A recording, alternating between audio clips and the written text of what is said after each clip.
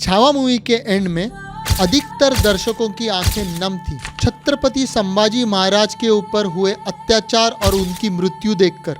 क्या आप जानते हैं कि यह अत्याचार कितने दिन चला? छत्रपति संभाजी महाराज के बारे में मुझे भी अभी मालूम पड़ा, क्योंकि मेरे इतिहास के किताबों में छत्रपति शिवाजी महाराज के बारे में सिर्फ एक छोटा सा पैराग्राफ था और छत्रपति संभाजी महाराज के बारे में कुछ भी नहीं था, जबकि मुगल और तुर्कियों के बारे में 6 चैप्टर्स थे।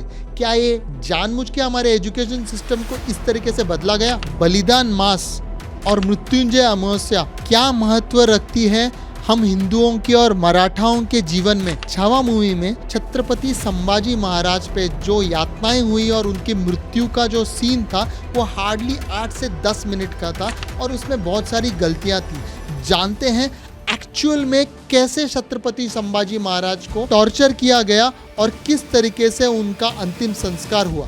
धर्मवीर छत्रपति संभाजी महाराज अपनी धर्मपत्नी यशुबाई, उनके भाई राजाराम को रायगढ़ छोड़कर संगमेश्वर एक मुहिम के लिए निकल गए और यही इंफॉर्मेशन उनके साले साहब यानी कि शिर्के बंधुओं ने औरंगजेब को बताई। औरंगजेब को जब ये मालूम पड़ा कि छत्रपति संभाजी महाराज अपने 60 मावलों के साथ संगमेश्वर में रुके हुए हैं, औरंगजेब ने इस मौके का फायदा उठाने के लिए मुकरत खान को ये मुहिम दी कि छत्रपति संभाजी महाराज को जिंदा पेश किया जाए। मुकरत खान ने देर न करते हुए अपनी बड़ी सेना लेकर कूच कर दी संगमेश्वर की तरफ। संगमेश्वर पहुंचते ही मुकरत खान और उसकी बड़ी सेना ने एक घेराबंदी करके छत्रपति संभाजी महाराज और उनके 50 मावलों के साथ कवि कलश को सरदेसाई वाड़ा के अंदर बंदी बना लिया। इस वक्त औरंग था अकलूज में।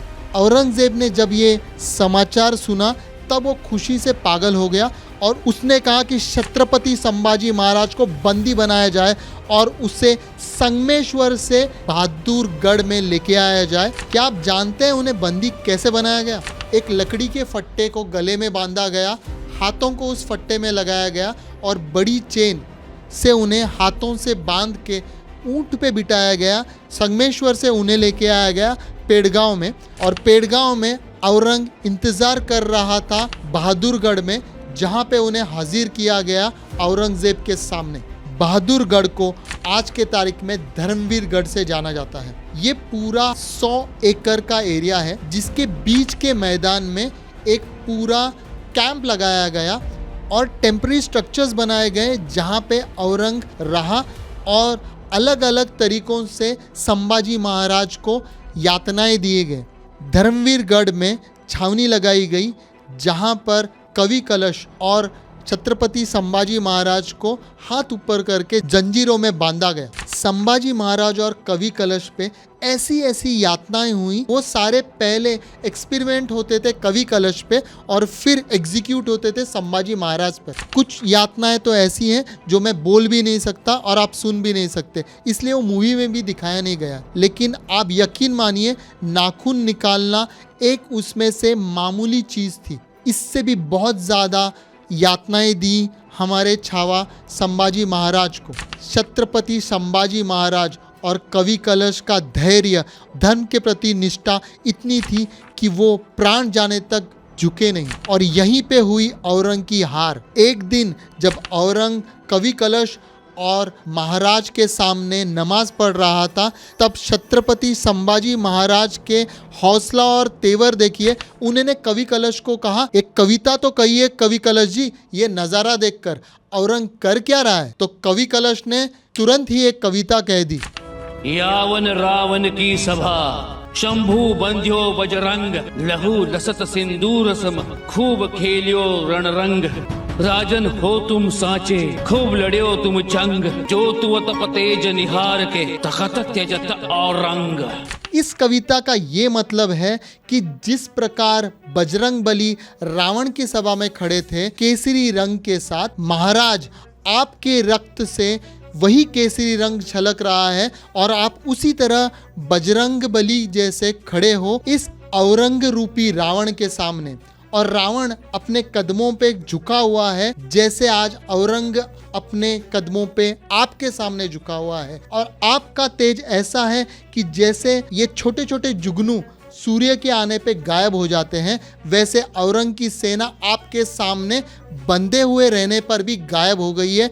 इनका कोई महत्व नहीं है आपके तेज के सामने। इस प्रकार की खिल्ली उड़ाई तो औरंगजेब गुस्से से पागल हो गया और उसने कवि कलश की जीभ काट दी और संभाजी महाराज के जुगनू समान दो आंखें जो ताक रही थी औरंग को, उन्हें निकाल दिया गरम लोहे की सलिया से।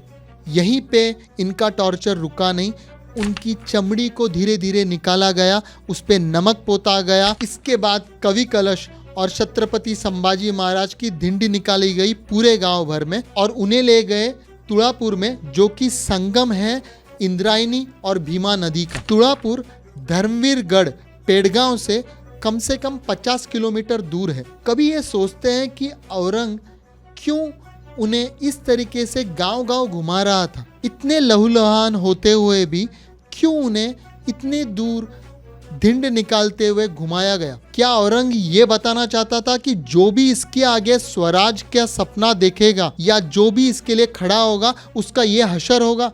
लेकिन औरंग ये नहीं जानता था कि मराठे मावले डरते नहीं। मराठाओं ने एक साथ आकर संभाजी महाराज के मौत का बदला लेते हुए मुगल साम्राज्य को पीछे धकेल दिया। कवि कलश को औरंग ने तुड़ापुर में ही मार दिया और उसके बाद छत्रपति संभाजी महाराज जी का सर कलम कर दिया।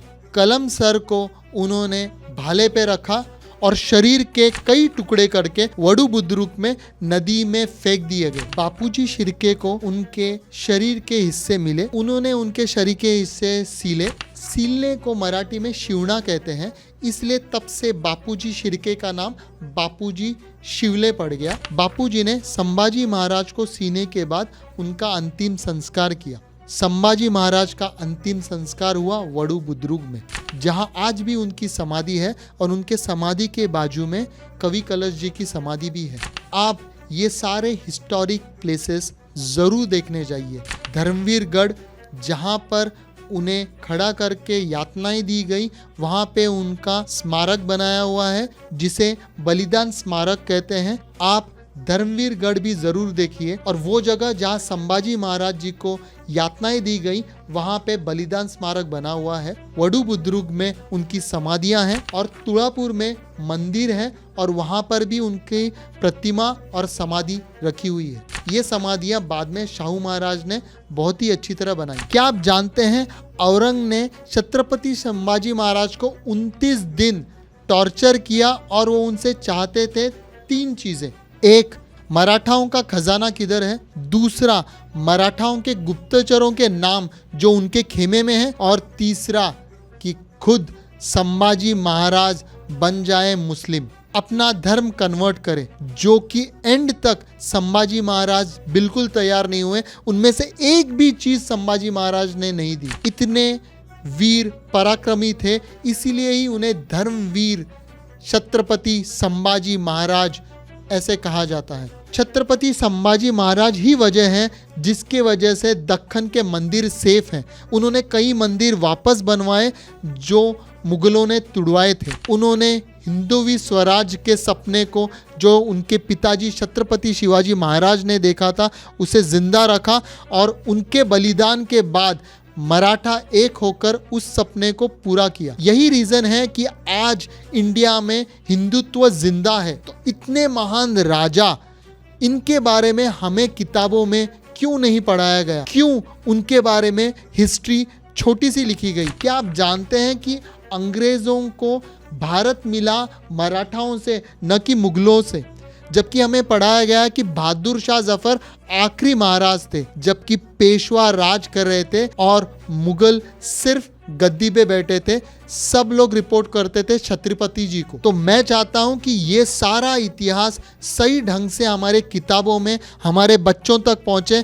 आप भी ये वीडियो शेयर करके हर एक अपने मित्र को बताइए कि कैसे हमारे महाराज भी कितने महान थे। नेगेटिव मुगलों की हिस्ट्री कि हम पे राज किया गया 600 साल पहले मुगलों ने, उसके बाद अंग्रेज़ों ने, ऐसा कोई सच्चाई नहीं है। मराठाओं ने 200 साल राज किया था और हम हिंदू इसीलिए इतने बड़ी संख्या में भारत में आज के तारीख में हैं।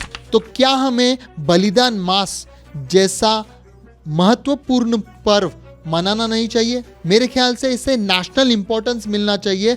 हम सबको प्रण करना चाहिए कि इस महीने में कोई ना कोई हम अपना बलिदान करके अपने देश के लिए कोई एक प्रण लेंगे और कोई अच्छा काम करेंगे, जैसे कि सफाई करना देश का, प्लास्टिक बैन करना, टाइम पे टैक्सेस देना, या किसी भी तरीके से आप देश के काम में आओ। संभाजी महाराज के उस बलिदान को आज भी मराठा मावले याद करते हैं बलिदान मास के रूप में। हर मराठा अपनी कोई पसंदीदा चीज़ 1 महीने तक अवॉइड करता है और ये बलिदान मास बनाता है। इस तरीके से हम अपने राजा संभाजी महाराज को सही ट्रिब्यूट दे सकते हैं। इस वीडियो को आप अपने दोस्तों में, अपने बच्चों को, अपने फैमिली मेंबर्स को दिखाइए। और मैं चाहता हूं कि केवल मराठा ही इस बलिदान मास को न मनाए, जबकि पूरा भारत मनाए, क्योंकि वो पूरे हिंदुत्व के महाराज थे, छत्रपति शिवाजी महाराज और छत्रपति संभाजी महाराज। इस वीडियो को बहुत फैलाइए ताकि हर भारतीय जाने कि कैसे हिंदुत्व जिंदा रहा, कैसे हमारे पूर्वजों ने इतने जुल्म सहते हुए भी अपना धर्म नहीं छोड़ा। जय हिंद, जय महाराष्ट्र।